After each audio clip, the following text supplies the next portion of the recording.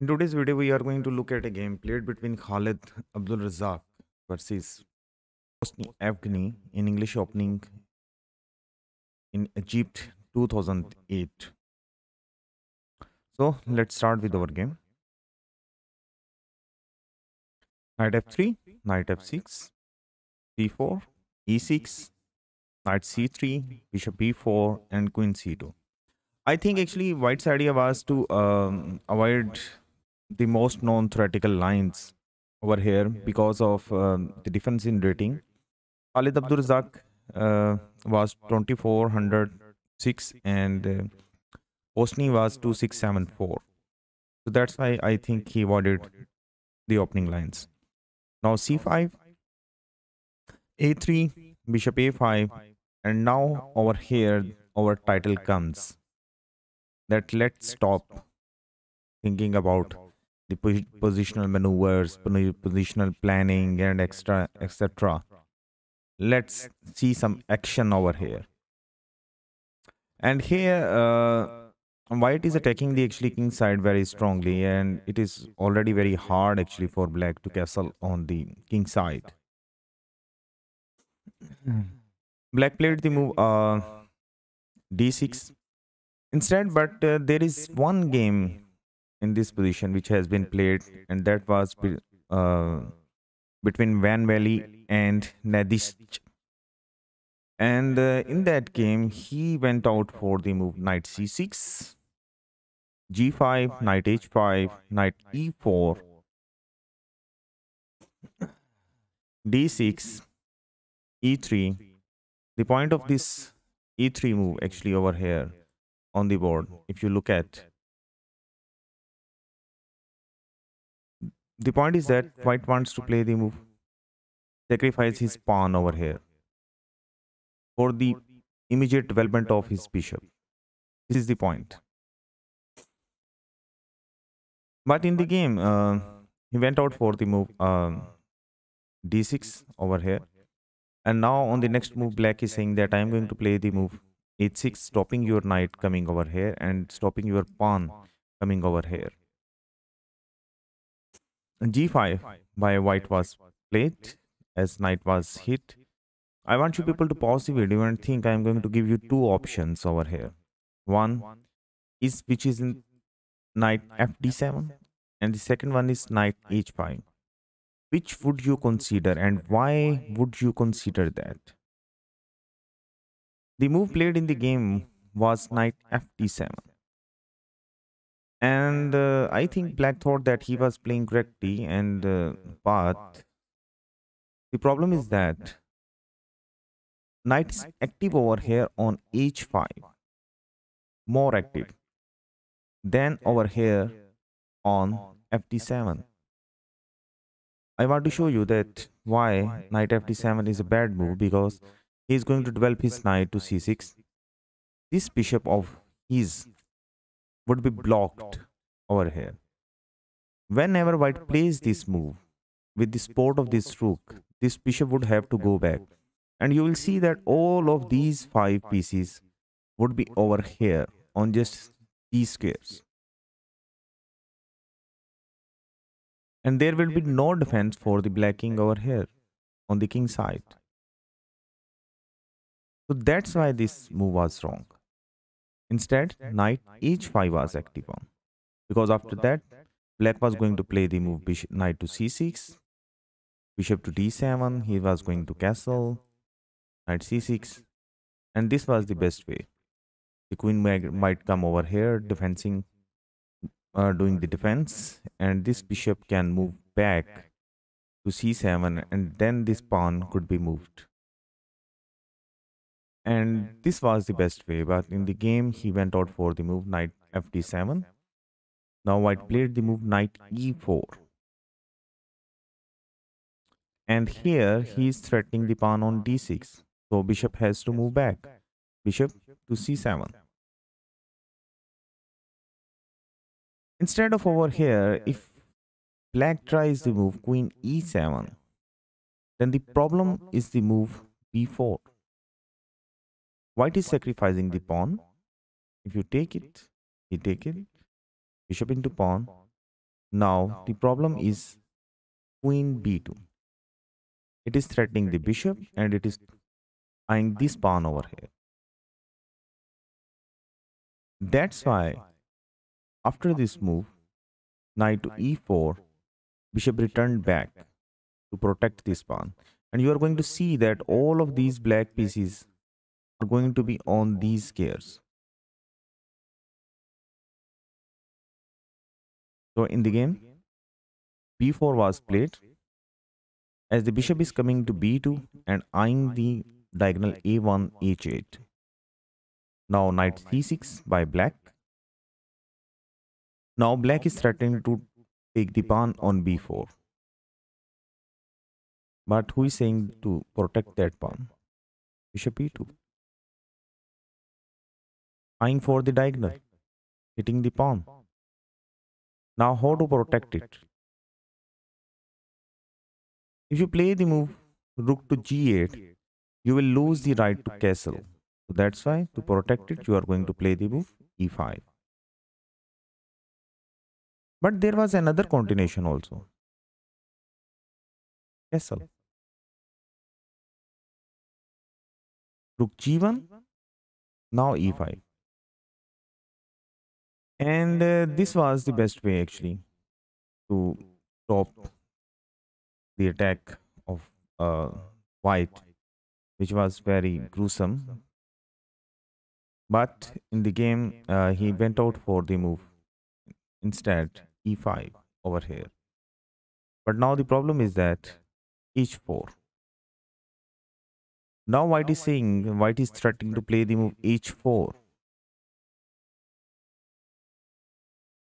How to counter it? I want you people to pause the video as this is the middle game and you people have to think with me that you know that what is the threat. Now you have to counter it. How you are going to counter it? Whether are you going to play the move h6? Are you going to play the move g6?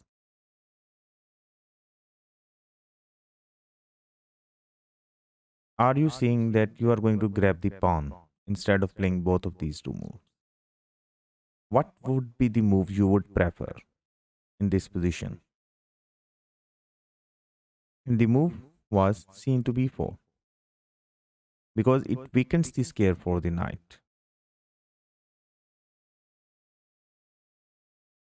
And here how black is saying that I'm going to bring my knight over here on c5 on the next move. I'm going to give you two options. You can take this pawn. This is the one option. You can develop your bishop to g2. This is the second option. You have the third option playing the move h5. All these options are good, but the move which was played in the game was d4. The point of this move was that I am going to sacrifice this pawn, but I am going to open up this whole center. This was the concept behind White's plan. B into a3 was played in the game. Bishop into a3. Now black castled. And now black is threatening to take the pawn. Sorry, black is threatening to take the pawn. How to continue? It is not an easy game. Going to hit the knight. This pawn is weak. Your bishop and your knight are threatening this pawn. You need this diagonal to be opened. So you hit the knight. Knight d4 was played in the game and that was a little bit mistake. Instead of it, he should have gone for bishop a5 check first. King d1, now knight b4 hitting the queen. If you grab the knight, you will lose your one of the most attacking pieces. So that's why queen b3. Now knight c5, hitting the queen.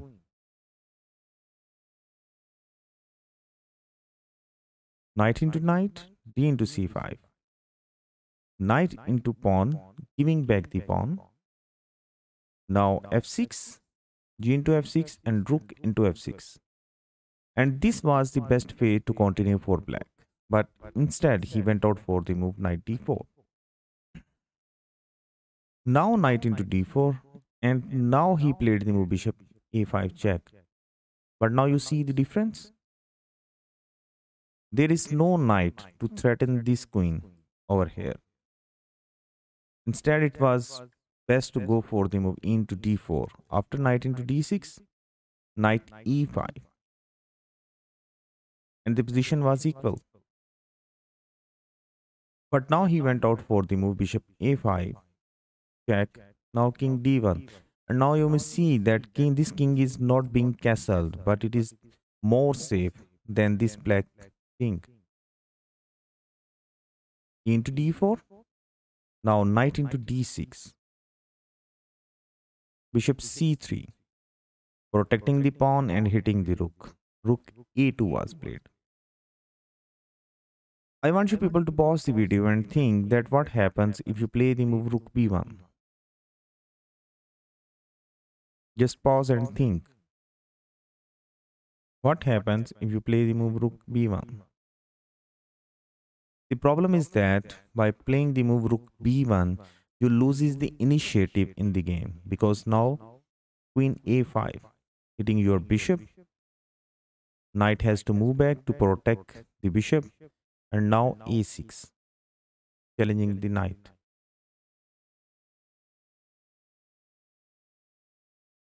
So that's why rook a2, keeping the rook on this file. Knight e5, hitting the pawn on c4. 3. And this was a little bit a mistake from white's end. Best move was to eliminate this protector, controller of light squares.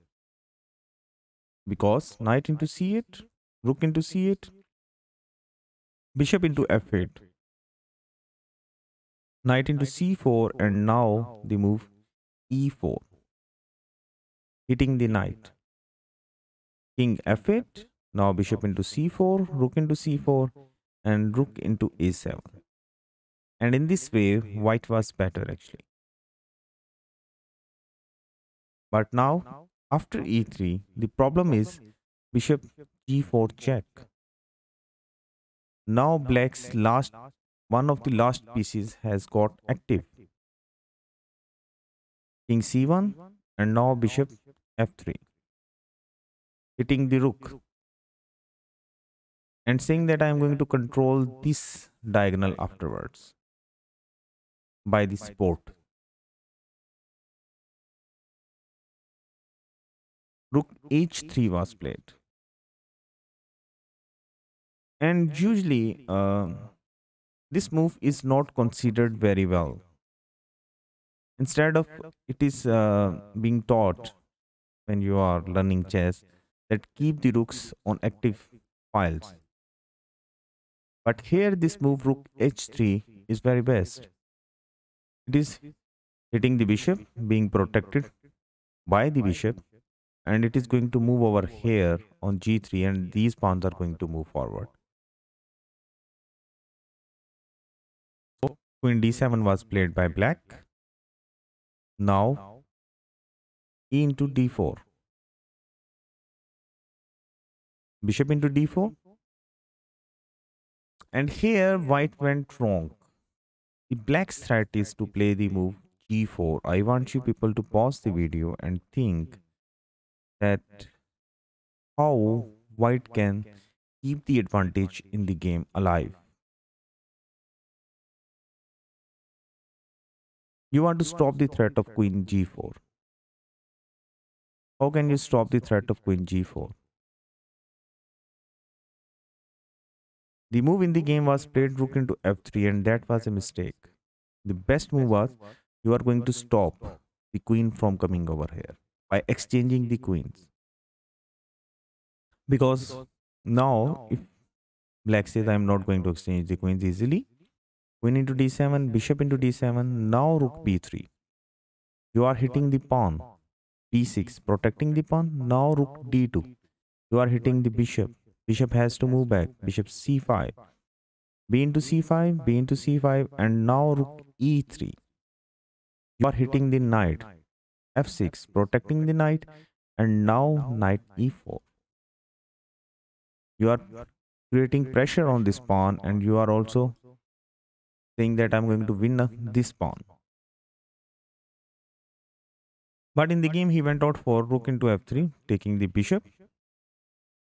Now knight into f3, and now he played the move queen f5, but at the wrong moment.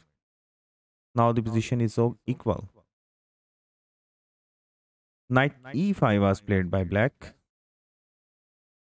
because black is saying I'm going to give the queen, but on my terms. White said, okay. I also do not want to exchange the queens. Now the bishop is threatened and the knight is threatened. How to save both of them? Pause the video and think that how to save both of them. How can you save this bishop? White wants to take the bishop. How you can save this bishop? And the move is simple one. That queen g4.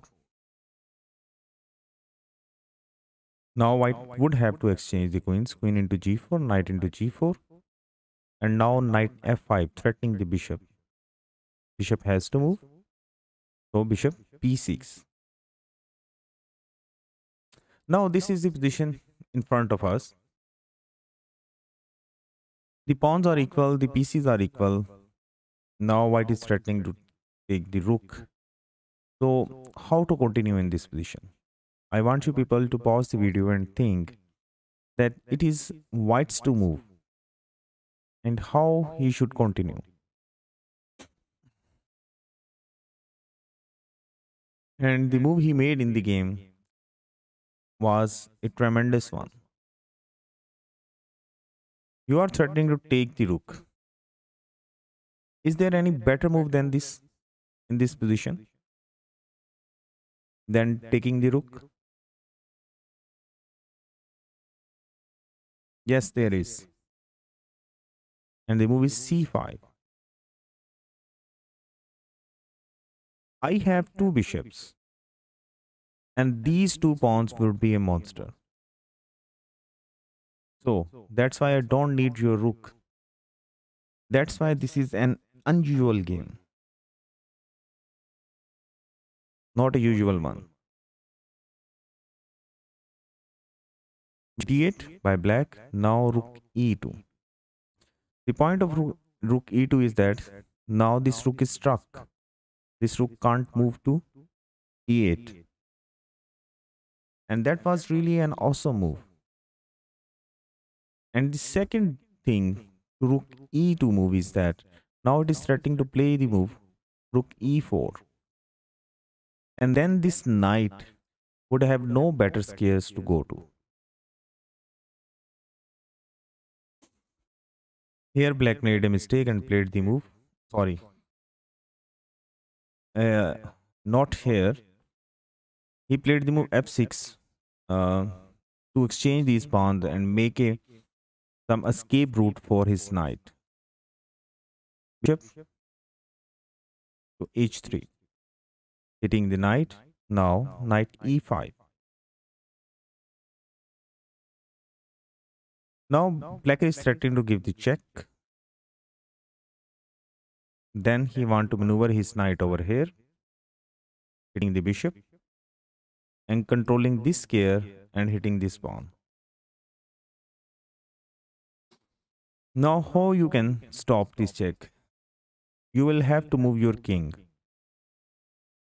There are two best squares. One is king c2. The second one is king b1. Which square you think is the best to move to? In the game, he played the move king b1, but king c2 was better, protecting these squares.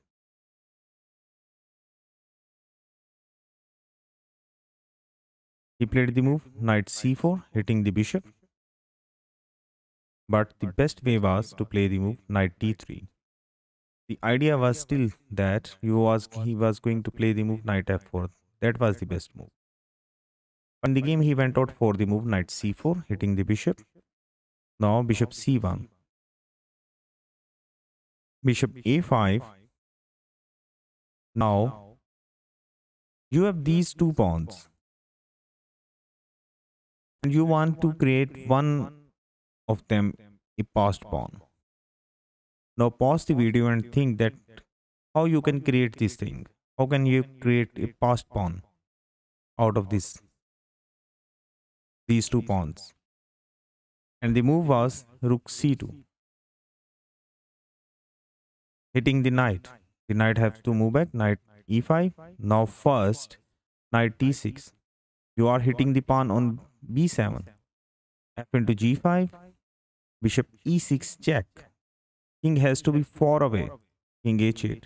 Now h8 into g5. Now bishop c7, hitting the knight. Now what to do? You can't take this pawn because then this rook will pin your knight. Now I want you people to pause the video and again think, this is not any easy game actually. What is the best move for over here for white in this position? Are you going to move your knight? Or are you going to make another move? See, one of your pieces are not developed. And that one is your bishop. What is the best square for it? And that one is bishop e3. Now bishop into d6, c into d6. Now knight f7. Hitting the pawn. Now d7. And here, now white is threatening to play the move bishop c5. And white is roundabout winning in this position. So that's why to stop this threat, bishop coming over here, black played the move b6 himself. But now bishop f4. Still trying to control these diagonals. Rook a8. Now rook c8. Now white's threat is bishop to c7.